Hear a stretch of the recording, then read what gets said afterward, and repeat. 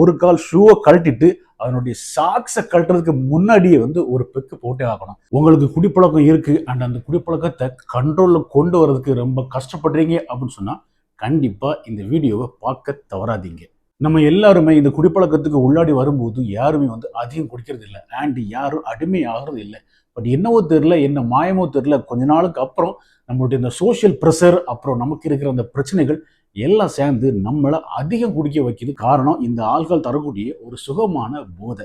நாளடைவில் இந்த ஆல்கஹால் கண்ட்ரோல்ல தான் நம்ம இருக்கோம். நம்ம பண்றது தப்புன்னு தெரிஞ்சும் நம்மளால அதை அவாய்ட் பண்ண முடியல. அதையும் தாண்டி நம்ம எப்பண்டா இந்த ஆல்கஹால் வந்து வெளியே வரணும் அப்படின்னு சொல்லி நினைச்சு இந்த நாட்கள் தான் போகுதே தவிர நம்மளால எந்த ஒரு ஆக்ஷனையும் எடுக்க முடியறது இல்லை. காரணம் நமக்கு யாரும் சப்போர்ட் பண்றது இல்லை.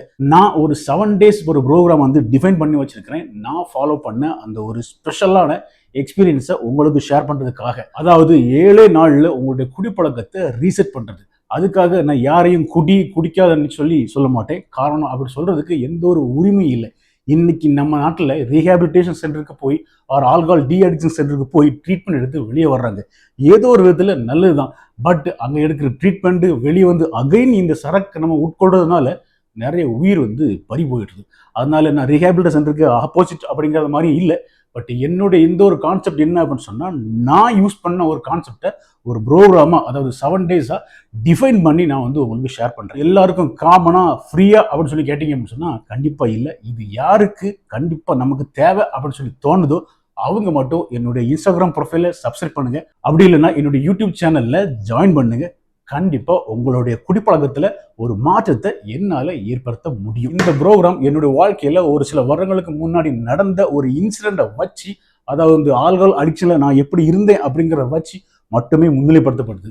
என்ன அப்படின்னு சொன்னா, ஒரு காலத்துல எல்லாம் ஆபீஸ்ல இருந்து வீட்டுக்கு வந்ததும் ஒரு கால் ஷூவை கழட்டிட்டு அதனுடைய சாக்ஸை கழட்டுறதுக்கு முன்னாடியே ஒரு பெக்கு போட்டே ஆகணும்.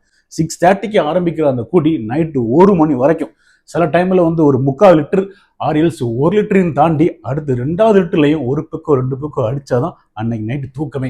இது ஒரு நாளோ 2 இல்லை, பல வருடங்களா. அண்ட் நான் அப்படி குடிக்கிறத பார்த்து எனக்கே என் மேல அருவருப்பு. ஸோ இதை வெளியே சொல்லாம இருக்கலாம். பட் இன்னைக்கு இந்த சோசியல் மீடியால நான் ஓரளவுக்கு ஒரு ஃபாலோவரை சம்பாதிச்சதுனால நான் அனுபவிச்ச அந்த பிரச்சனைகளை எஸ்பெஷலி இந்த குடினால உங்கள்கிட்ட ஷேர் பண்ணி ஆகணும். இது எங்கேயாவது யாருடைய வாழ்க்கையிலேயாவது ஒரு சின்ன மாற்றத்தை ஏற்படுத்தினா கூட இந்த மதுப்பிரியன் ஜெயிச்சிட்டான் தான் அர்த்தம். இந்த 7 days ப்ரோக்ராம் நீங்க குடிக்கிற ஒரு குவார்ட்டரோட விலையை விட கம்மி தான். Cheers guys, drink responsibly.